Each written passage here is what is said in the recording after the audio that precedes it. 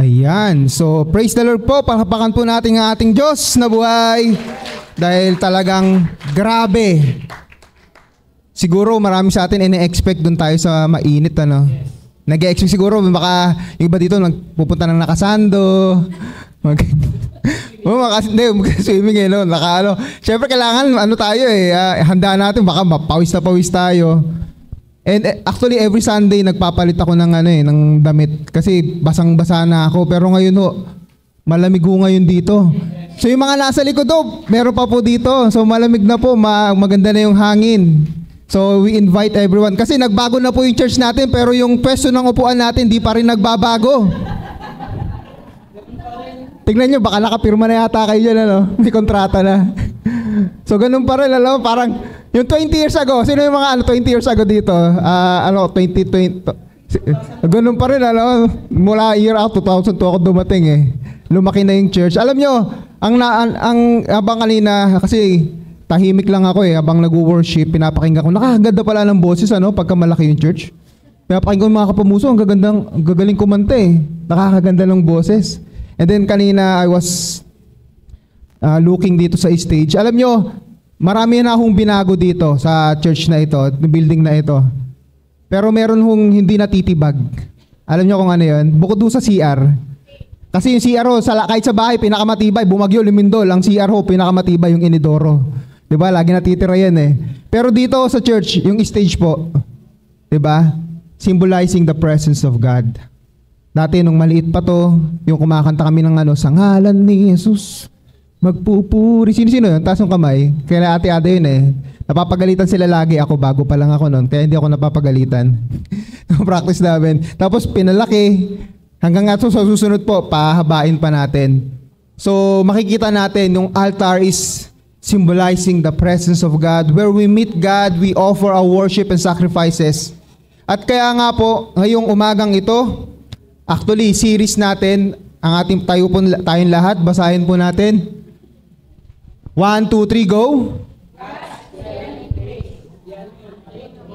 Yan. So, ang ating pong series ay God's Dwelling Place. Pero ang topic natin sa ngayon ay yung Uncontainable God. So, alam na natin kung ano yung ibig sabihin ng God's Dwelling Place. Alam niyo ba ibig sabihin ng dwell? Sa Tagalog, manahan, tumira. So, pag sinabing God's Dwelling Place, tirahan ng Diyos. So, alam natin yung kay Pastor Mesias, di ba? So, ang kanilang church ay His dwelling place. So, God's dwelling place. May idea na tayo pag sinabi nating dwelling place. Na iisip natin yung templo, yung church. Pero dito sa series na ito, tignan muna natin, unawain natin kung ano ba yung malalim na kahulugan. O yung implikasyon nito sa buhay natin. Pag sinabi natin God's dwelling place or tirahan ng Diyos. Ito ba ay limitado lamang dito sa church?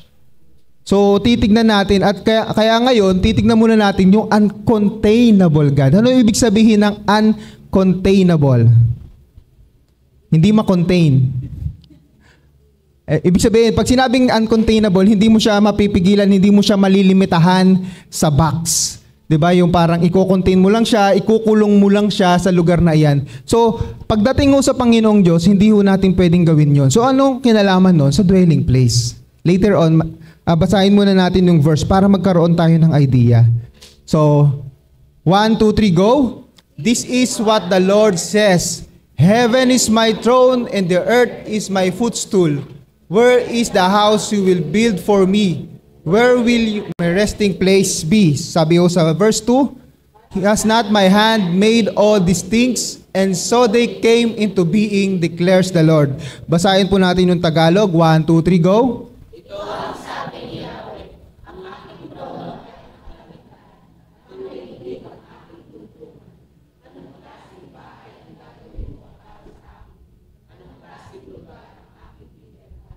verse 2.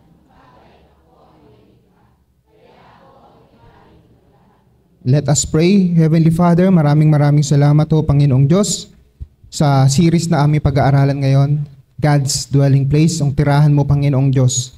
And ngayon, isang bagay muna na kailangan naming maunawaan, kayo ay Diyos na uncontainable. We cannot limit you. We cannot put you in a box or sa isang lugar, i-detain ka dyan, limitahan ka dyan. Panginoong Diyos, kayo ay dakilang Diyos. You are great God. At ngayong umagang ito, mas mauunawaan namin yan, Panginoon. Maraming salamat ho. We praise your name, Lord God. In Jesus' name we pray. Amen. Amen. So, pag sinabi nating uncontainable God, so tatlong bagay yung makikita natin dito, no? So, tatlong bagay yung mauunawaan natin, pinapaunawa mula ho dito sa verse na binasa natin. Because we cannot contain God, ano po yung implication nito? Ano naman nito sa buhay? Ano naman, kumbaga, ano yung epekto nito sa buhay natin? Dapat po nating ma-realize because God is uncontainable. Number 1, 1, 2, 3, go. God is all present. Ano ibig sabihin ng God is all present? Ang Diyos ay nasa lahat ng dako, sa lahat ng pagkakataon. Sabi ko, all present means present everywhere at the same time. So, ang Diyos, parang ang mahirap siyang maunawaan kasi unang-una tao tayo. Pero alam naman natin, nothing is impossible with God. Alam naman natin, God is unlimited power. At ito yung isang katangian niya. Dahil uncontainable siya, siya ay all present. Hindi siya yung Diyos na kung kailangan mong, sa mga babae, kung kailangan mong mabuntis, pupunta ka sa Bulacan. Anong lugar yon? Sa Ubando. Magsasayaw ka ng, ano ba sinasayaw nila doon? Kung gusto mong gumaling, pupunta ka doon sa Baguio, meron daw doon. So, hindi siya ganun. Na parang yun po ay konsepto ng mga pagano sa Old Testament. Ito ay siya ay Diyos ng bundok, pupunta tayo dito. Di ba merong mga ganon? Diyos ng dagat, Diyos ng lupa, Diyos ng iba't iba, specific. Pero alam natin, ang Panginoong Diyos, kahit saan tayo pumunta, He is all present. Kahit saan tayo pumunta, makakasama natin siya. We cannot contain Him sa isang lugar lamang. Ngayon, nandito siya sa Pilipinas, naririto siya sa lugar, naroon din siya sa Manila, nasa Baguio siya, nasa Myanmar siya, kahit magulo doon, nasa Israel siya, nasa USA siya, mahirap po maunawaan because we are human. Tandaan natin, sabi nga, pag ang Diyos naintindihan mo na ng 100%, hindi na siya Diyos. Marami ho tayong bagay na hindi ho mauunawaan. Marami ho tayong bagay na hindi ho masasagot. Kasinungalingan po ng lahat ay may kasagutan. Kaya nga pag mag-aaral kayo ng Biblia, even yung mga Bible scholars, meron silang mga versions, siguro ganito yan. Hindi pa rin accurate, hindi pa rin yung absolute, yung kasagutan. Kasi hindi ho lahat ng bagay mauunawaan natin. Because we cannot contain God. Hindi natin maghanap na mauunawaan yung pagka-Diyos. Pero sapat na yung mga nalalaman natin. Sabi ko sa Deuteronomy 29:29, yung mga bagay na inilihim, hayaan na natin yun sa Diyos. Pero yung mga bagay na inihayag yun para sa atin, para sundin natin yung kanyang salita, yung kanyang kautusan. So ngayon, sabi ko dito sa Isaiah chapter 66 verse 1, because He is uncontainable God, He is all present. Sabi dito, this is what the Lord says, heaven is my throne, and the earth is my footstool. Where is the house you will build for me? Where will my resting place be? Sabi ho ng Panginoong Diyos, ang kalangitan, yan ang trono ko eh. Itong kinalalagyan natin, tapakan lang niya. Sabing ganyan. Anong klaseng bahay ang itatayo nyo? Di ba? Parang discouraging, ano? Nagpatayo nga tayo ng church eh. Para tayo eh. Di naman parang kung titignan natin, parang negative. Kung negative thinker tayo. Pero meron siyang malalim na nakahulugan. Yes, gagawa tayo ng templo para sa Diyos. Pero hindi ho natin malilimitahan ang presensya ng Diyos sa lugar na iyon. Na kahit ang sinasabi ho dito, kahit sa bahay nyo, pwedeng maging dwelling place ng Diyos. Nagigets ho natin? Ay, gusto ko pumunta ng church para yung presensya ng Diyos makasama. Pwede natin makasama ang Diyos sa lahat ng dako. Pero wag mo natin gagawing excuse yun para umabsent po tayo ng Sunday. Sapagkat ang Sunday po ay talagang inutos ng Panginoong Diyos na tayo ay magsama-sama. Ay, ang Diyos naman pala ay nasa lahat ng dako. Pwede naman siguro ako mag-church na lang ako sa bahay. No. Kaya nga specifically, nag-utos ang Diyos, commandment number 4, meron tayong rest day na tinatawag.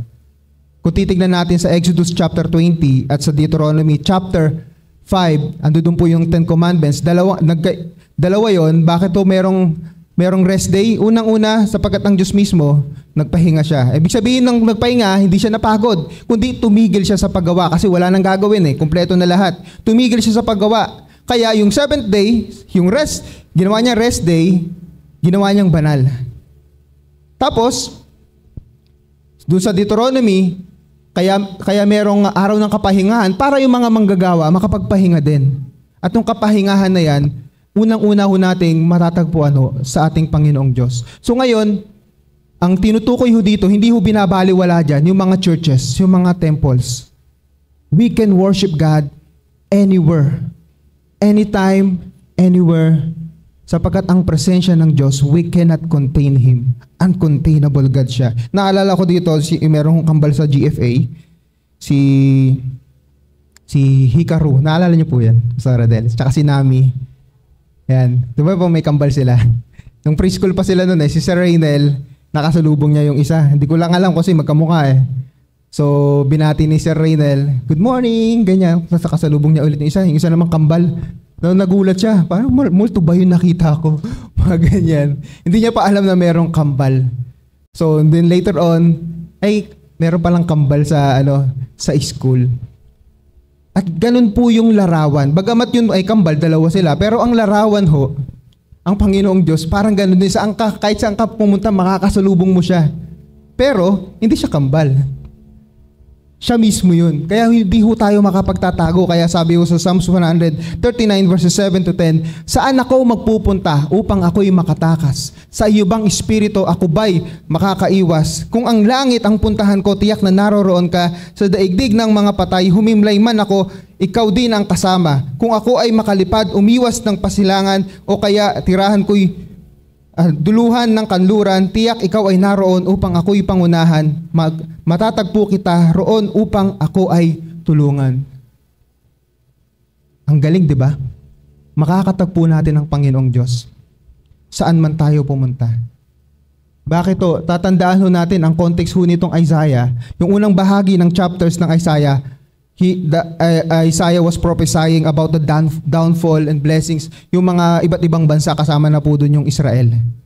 Pero sa latter part ng chapters, yung medyo kalahati ng Isaiah, nagpo-prophesy na siya about sa darating na Mesiyas, Kristo, tagapagligtas. Kaya nga mababasa natin sa Isaiah chapter 53, di ba? Dinescribe dyan, sino ba yung tagapagligtas? Sino ba yung Mesiyas? Siya yung sasaktan.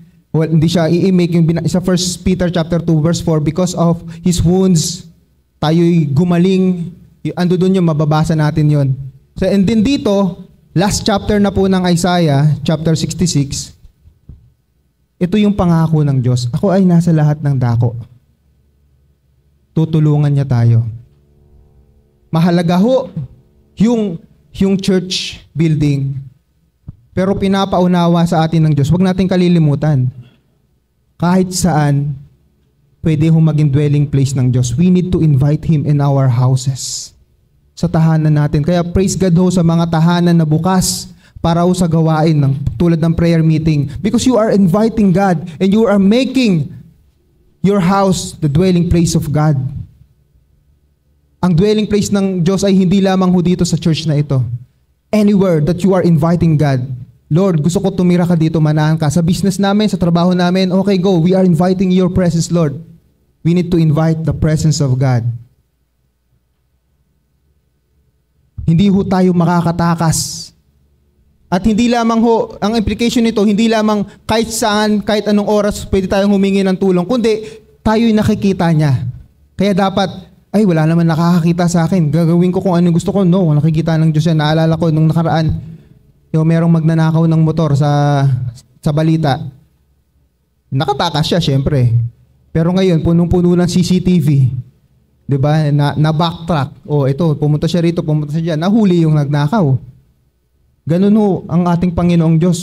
Hindi pa naiimbento ang CCTV, ang Panginoong Diyos. Diba? Daig pa ang CCTV kasi walang on-off yan. Hindi nasisira yan. At higit sa lahat, nasa lahat ng dako, kahit sa pinakaliblib na lugar. So yun po yung unang-una nating makikita rito. Kahit saan man tayo, kahit saang lugar, lalong-lalo sa bahay nyo, you can make your house the dwelling place of God because we cannot contain Him sa isang lugar lamang. He is all-present God. Present everywhere at the same time. Pangalawa, ano pang matututunan natin dito? 1, 2, 3, go! Yun. Pagkatapos banggitin, heaven is my throne and the earth is my footstool. Sabi dito sa verse 2, has not my hand made all these things, and so they came into being, declares the Lord. Ano naman ang implication nito sa buhay natin?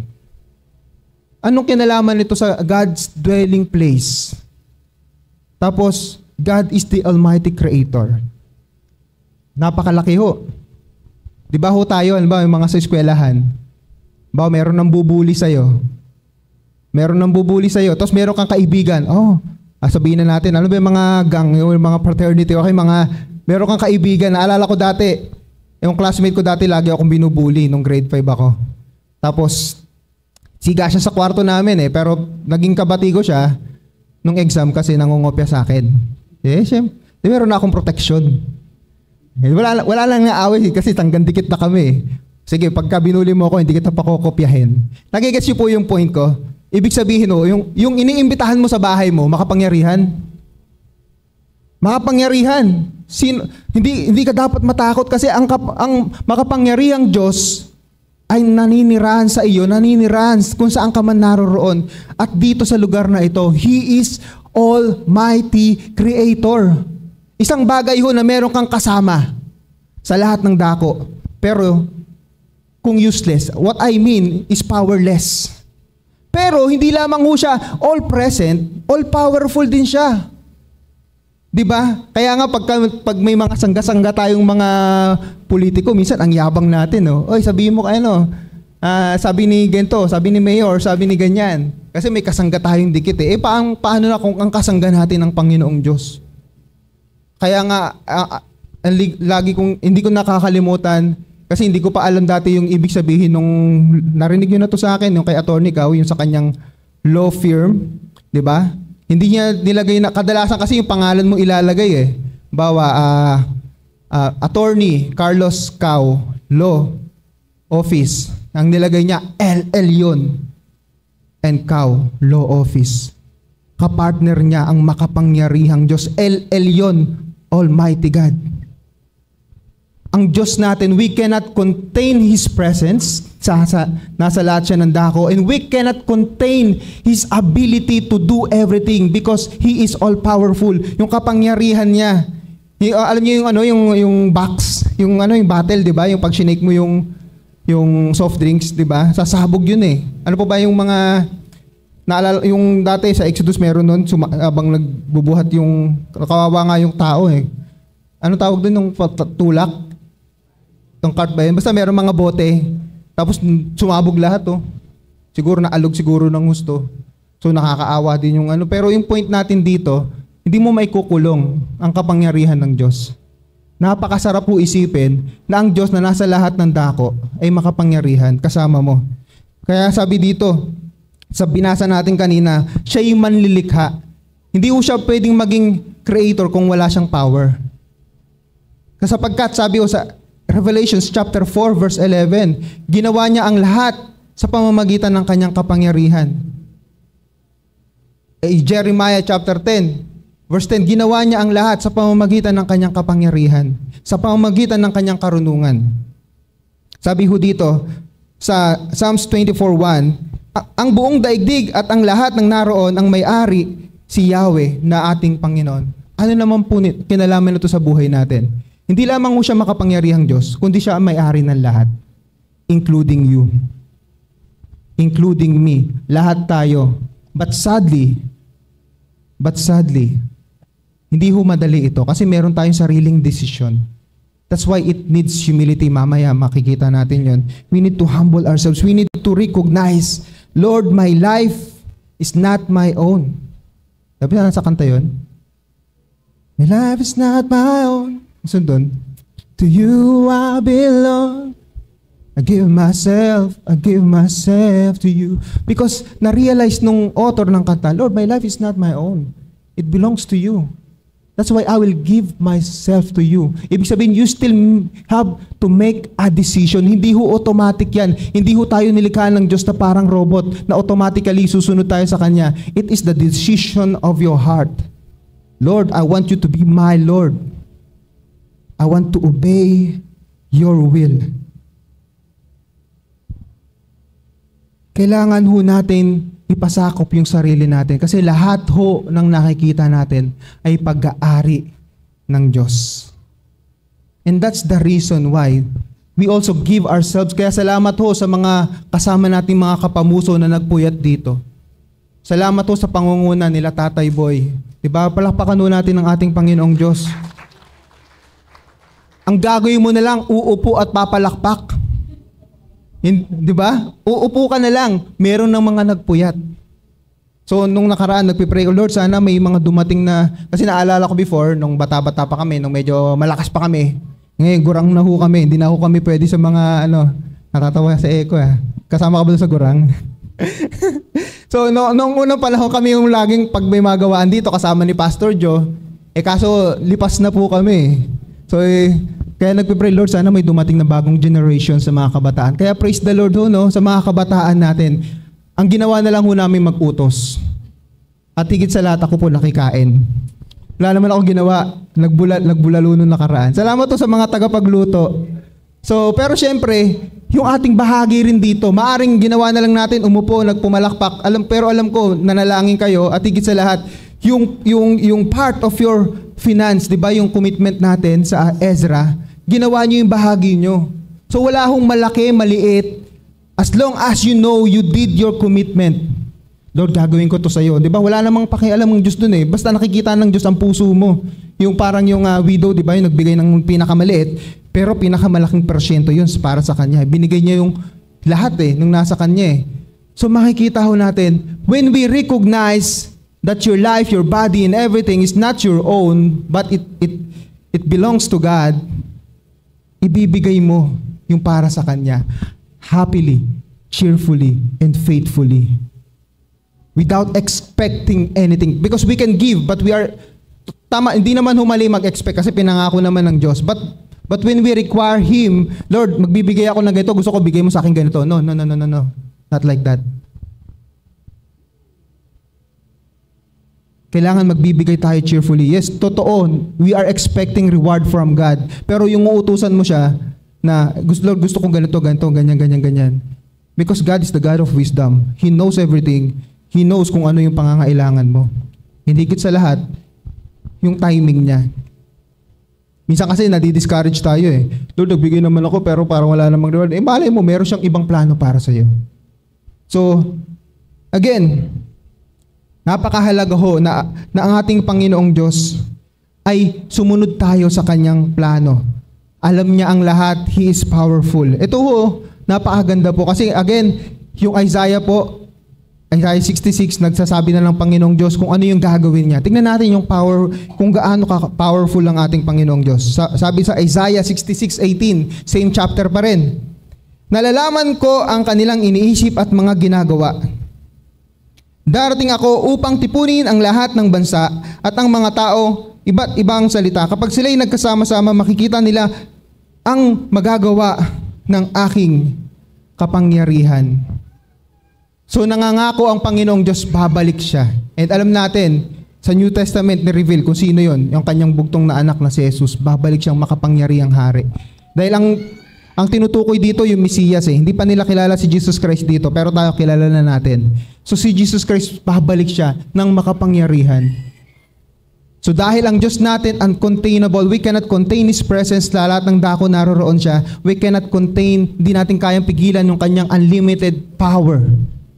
Kaya napakasarap po isipin, when we invite the presence of God, when we make our life and houses, even yung ating workplaces, gawin nating dwelling place ng Diyos yan, we are inviting the Almighty, powerful Creator.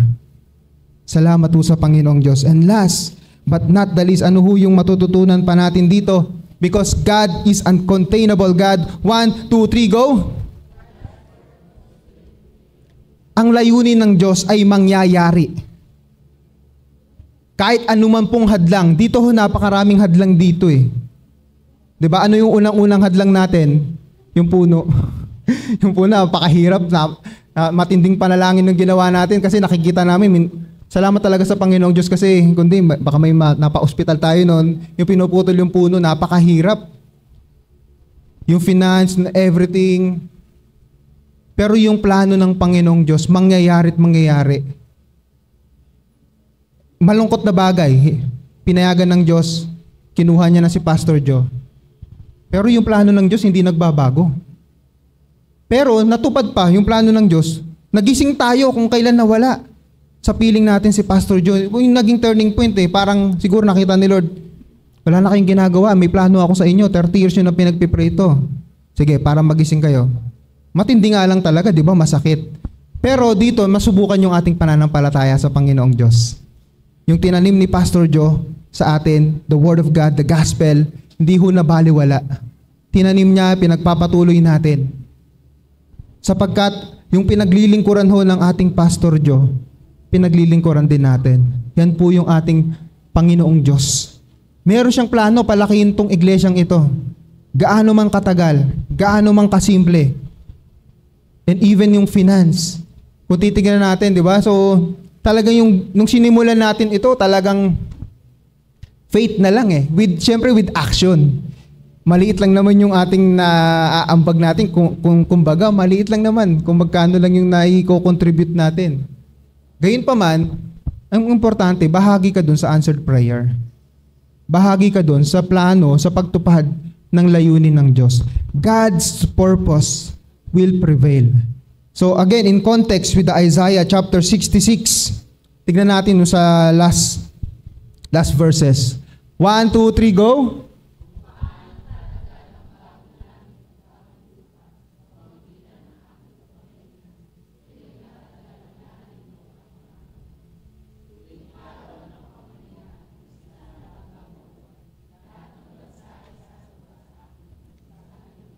Yan, para maintindihan natin ang context nito, again, kausap niya yung mga Israelita, pero ito yung plano niya. Sinabi rin nito sa Revelation, sa last chapter, di ba? Ang plano ng Diyos, gagawa siya ng bagong langit at bagong lupa. Ano yung ibig sabihin ito? Babalik ko si Lord. Ano man yung maging hadlang. Marami siyang plano, pero para hindi tayo malayo ng verse, dito na tayo sa Isaiah 66. Marami siyang plano.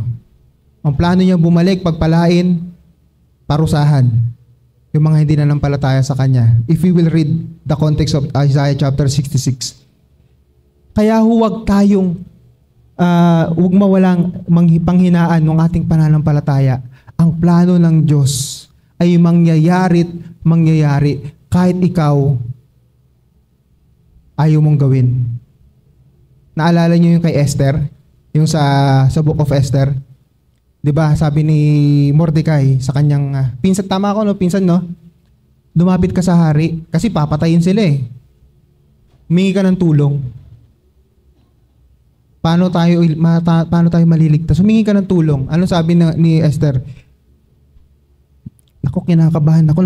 Natatakot siya. Kasi hindi ka pwedeng pumunta sa hari na hindi ka pinapatawag. Pwede kang bitahin or pwede kang mawala sa pagka-reyna. Yung nangyari kay Reyna Vashti, di ba? Kasi hindi sumipot, pinatawag. Natatakot si Reyna Esther na mangyari yon. Ano sabi ni Mordecai? Sige, huwag mong gawin yan. Baka nilagay ka ng Diyos para sa ganitong pangyayari. At kung hindi mo gagawin yan, sigurado ang Diyos ay magtatayo. He will raise up a Savior sa kanila. Nagigets mo natin? Merong plano ang Diyos sa'yo, pag hindi mo ginawa, kalungkutan, yung reward na para sa'yo, hindi mo matatanggap kung yung iba gagawa. Nagigets nyo? Kasi tinawag ka ng Lord para sa bagay na yan. Ayaw mong gawin. nakakalungkot, hindi mo magagawa, tatawag ng iba si Lord. Halimbawa, di ba, nung naghanap ng hari ang Israel, syempre, naghanap sila eh. So pumili si Lord. Kumbaga, choice niyo yan, sige, pagbibigyan ko kayo, si Haring Saul, yung napili nung panahon na yun. Okay naman siya sa umpisa. Kaso nga lang, hindi niya nagagawa yung purpose niya bilang hari. Kasi ang mga Israelita, ang bilang hari, hindi lamang sila to lead the Israelites, kundi to lead them sa kalooban ng Diyos. Hindi nagawa ni Saul. Maaring mas gumawa ka ng aksyon na hindi ayon sa kanyang kalooban. Kaya tayo, mga kapamuso, kailangan natin magpasakop sa plano ng Diyos. Ngayon, bilang conclusion ho, sabi ho dito, 1, 2, 3, go.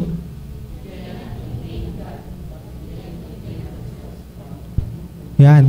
Hindi natin kayang pigilan ng Diyos. We cannot contain Him. Hindi natin kayang ikulong ang Diyos. Hindi siya makukulong. Pero, kaya ho nating pigilan yung sarili natin. Nasaktan ng Panginoong Diyos. Anong kinalaman nito? Doon sa topic natin. Basahin natin yung Isaiah 66, 1, 2. Kasi putol yung kanina eh. Sabi ho dito, basahin ulit natin. 1, 2, 3, go.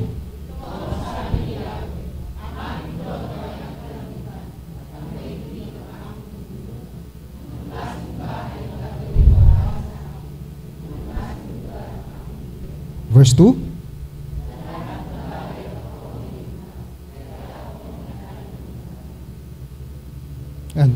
Ay, wala nang karugtong. May karugtong yan eh. Sige, babasahin ko na lang yung karugtong. Ito po yung karugtong niya. Sa lahat ng bagay, ako ang may likha, kaya ako ang may-ari ng lahat ng ito. Ito yung karugtong, ako'y nalulugod sa mga taong nagpapakumbaba at nagsisipagsisi, sa mga may takot at sa utos ko'y sumusunod. So, hindi lamang ito usapin ng katangian ng Diyos. Yes, yun yung katangian niya. Ang containable siya. Nasa lahat siya ng dako. Makapangyarihan siya. Yung plano niya mangyayari. So, what's for me? Ano naman ngayon sa buhay ko? Meron kang bahagi. Ito yung magiging tugon mo. Ano yung tugon mo? Sinabi dito sa verse 2. Unang-una, number 1. 1, 2, 3, go. Yan, magpakumbaba ka. Dahil ang Panginoong Diyos, nasa lahat ng dako. Nakikita niya yung mga ginagawa mo. Huwag nating gagayahin yung mga sinulatan dito ni Isaiah. They were too proud. Pinagmamalaki nila yung templo nila. Actually, kung babasahin pa natin yung sa Ezra, di ba, yung sa worship night, yun yung ating topic eh. Ang pinagmamalaki ng mga taga, yung Southern Kingdom, yung Judah, hindi hahayaan ng Diyos na kami ay masakop. Sapagkat ang templo ng Diyos ay naririto sa lugar namin. Pero, pinayagan ng Diyos, nasakop sila ng Babylonia. They were too proud. They were boasting the temple of God, but their heart was not right. Hindi tama ang puso nila sa harap ng Panginoong Diyos. Alam natin ang Diyos ay Diyos ng pag-ibig. Pero hindi ho yun excuse para i-justify na gagawin natin kung ano yung gusto nating gawin. We need to humble ourselves before the Lord. Because He is uncontainable. Ang langit at ang mundo, ang earth na ito ay kanyang dwelling place. We need to humble ourselves before the Lord. Noong nakaraan na pinag-uusapan namin yung about sa sun. Sino ba kausap ko? Hindi ko na maalala. Sabi ko sa kanya, alam mo ba yung sun na yan, yung pinakamaliit na star eh. Tama ba ako? Although yung ilang earth ba yung kasya sa sun natin? Di ko alam eh. Di ko napag-aralan yung exact. Pero napakalaki ng sun. Pero siya yung pinakamaliit. Meron pang malalaki na mas malalayo. Parang ganun lang ho tayo sa harap ng Panginoong Diyos eh. Siguro, yung tao at langgam, mas maliit pa tayo sa langgam. Sa sobrang dakila ng Diyos. And sometimes, we are too proud. Nagmamalaki pa tayo sa harap ng Diyos. Actually, ito yung kay Job, kung babasahin natin nung kay Job, yung hindi niya naman talaga kasalanan dito, yung naging kasalanan niya dito, he was not humbling down before the Lord nung una. Yung una kasi okay yung kanyang puso, di ba? Talagang ayaw niya nga ma-offend si Lord. Pero in the long run, dahil nga human spirit, talagang mahirap talaga yung naranasan niya eh. Isang singaw nga lang, isang pigsa lang, napakasakit na sa kanya pa buong katawan. Pero ang problema doon, because he was too proud, sabi niya, wala akong nagawang kasalanan, I am righteous, which is totoo naman. Sinabi naman, na-establish yun sa chapter 1 and chapter 2, mababasa natin, he was righteous, si Lord pa yung nagmamalaki, di ba? Pinagmamalaki siya. Pero ang mali niya doon, he was accusing God of being unfair and unjust to him. At mali ng mga kaibigan niya na ang Diyos nagpaparusa siya sa mga makasalanan, which is ang pinupunto doon, hindi naman ganoon yung tugon ng Diyos. Hindi na sinabi kung ano yung dahilan. Pero nung nag-humble down si Job, alam na natin, di ba? Out of grace of God, pinagaling siya, bumalik yung kanyang ari-arian, nagkaroon ulit siya ng pamilya, nagkaroon ng mga anak. We need to humble ourselves. Dapat yun yung unang tugon natin. Lord, you are so great, uncontainable God. We will humble ourselves before you. Number 2, 1, 2, 3, go. Yan. Ito po yung binasa lang natin to sa Isaiah chapter 66, verse 2. Iniisa-isa lang natin. Repent from your sins. Because God is uncontainable. Bakit kaya nilagay doon, repent from your sins? Kasi di ba nasa lahat siya ng dako, makapangyarihan siya. Pero bakit nilagay diyan, repent from your sins ni Isaiah? Bukod sa dahil sinulatan niya talagang makasalanan, ano ba yung isa sa katangian ng Diyos? He is a holy God. Because He is present everywhere at the same time, hindi lamang siya makapangyarihan, banal din siya. At kung gusto nating maging tama ang relationship natin sa Panginoong Diyos, we must consciously, di ba kailangan aware tayo, Lord, humingi ako ng kapatawaran, linisin niyo po ako kung may nagawa akong kasalanan, or meron kang naalala, meron kang kasalanan sa Panginoong Diyos, repent from your sins, repent. Dahil paulit-ulit tayong nakakagawa ng kasalanan. At sinabi naman yan sa 1 John chapter 1 verse 9, at sinabi din sa 1 John chapter 2 verse 1, if anyone sins, lumapit lang tayo sa ating advocate, yung ating tagapamagitan, si Lord Jesus Christ. Dahil ang Diyos natin ay nasa lahat ng dako at siya ay banal. Dahil ang Diyos ay banal. Ang sabi ho, di ba sa Isaiah 59, dahil sa kasalanan natin, hindi dinidinig yung ating mga panalangin. Tayo ay nahihiwalay sa Diyos. Ganun ho kahalaga. Kaya nga dito sa templong ito, sa iglesyang ito, imbis na yung maging tugon natin, Lord, nagkasala ako sa iyo, hindi ako mag-church.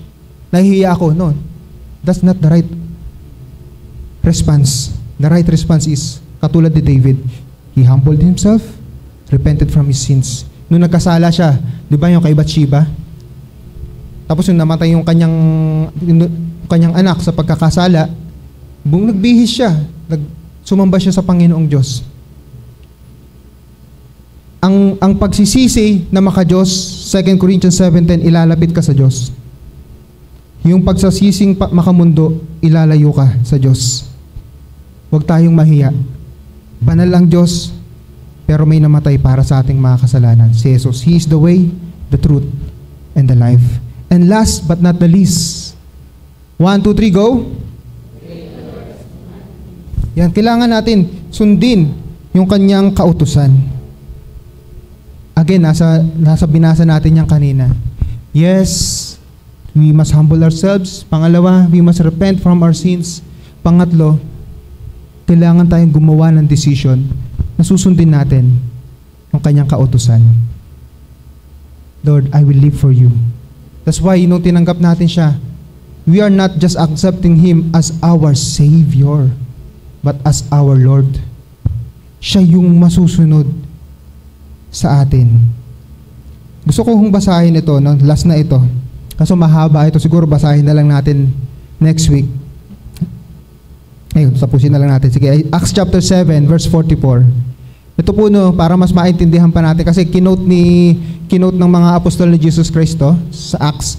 Kasama ng ating mga ninuno sa ilang ang toldang tipanan, so yung tolda, kasi sila nakatolda lang sila nung una, di ba?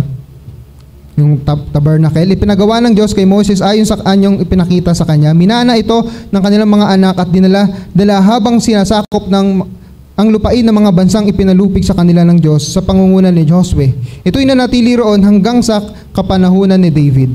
So, yung una, naka-tabernacle lang sila, di ba kasi mobile yun eh. Kahit saan sila nandako, yun yung, sa panahon na yun yung dwelling place of God, ng mga Israelita. Andiyan dyan nagpe-perform yung mga Levites, nag-worship, nag-offer. So, ang purpose po niyan, para ma-connect yung tao sa Diyos. Ang purpose niyan is not only just to worship God. Ang purpose niyan, maitama yung makalapit tayo sa Diyos. Yun talaga yun. Kasi makasalanan tayo. Hindi tayo pwedeng makalapit sa Diyos eh. Kung maalala natin sa Sinai, di ba? Si Moses lang ang nakakalapit sa bundok eh. Pag yung iba, patay. Because of the holiness of God. Pero yun, gumawa ng tabernakulo, provision, temporary provision. At hanggang sa panahon ni David, dito na naitayo naman, nagplano si David pero ang nagpatayo si Solomon, yung temple. Kaso nga lang, winasak. So, advance tayo. Kinuwento ko na yung sabi dito, sa 49, basahin natin yung sa Isaiah 66. Ang langit ang aking trono, sabi ng Panginoon, at ang lupa ang aking tuntungan. Anong uri ng bahay ang itatayo ninyo para sa akin? O anong lugar ang pagpapahingaan ko? Hindi ba't ako ang gumawa nito? Ito sabi sa 51, napakatigas ng ulo ninyo, ang mga puso at tainga ninyo ay parang sa mga pagano. Kung ano ang ginawa ng inyong mga ninuno, yun din ang ginagawa ninyo ngayon. Lagi ninyong nilalabanan ng Espiritu Santo. Sinong propeta ang hindi inusig ng inyong mga ninuno, pinatay nila ang mga nagpapahayag tungkol sa pagparito ng matuwid na lingkod na inyong ipinangkanulo at ipinapatay si Lord Jesus Christ. Tumanggap kayo ng kautosang ibinigay ng Diyos sa pamamagitan ng mga anghel, ngunit hindi naman ninyo ito sinusunod. Makikita natin yung context again. The dwelling place of God. It's not just about the presence of God. Yung response natin, paano ba tayo magre-response? Dahil ang Diyos ay makapangyarihan, nasa lahat ng dako. Kailangan sumunod tayo sa Kanya. We are blessed to have this church. Malaki. Sa susunod siguro, ewan ko kung kailan yung aircon. Baka lahat nandito na, no? Gusto ba aircon? Yan. So, pray pa tayo at manalangin at magbigay. So, ang Panginoong Diyos ay gawin nating tahanan. Ang ating bahay, yung ating buhay, yung ating katawan, at iglesyang ito, lahat ng dako, saan man tayo magpunta, gawin nating tahanan ng Diyos. Na ang ibig sabihin din ito, nung sinabi dito kanina, hindi tayo magmamatigas. Hindi tayo magre-rebelde. Susunod tayo sa Kanyang kautusan. Yun po ang tamang tugon. When we recognize that nung kinikilala natin na tayo ay tirahan ng Diyos. Tayo pong lahat ay tumayo.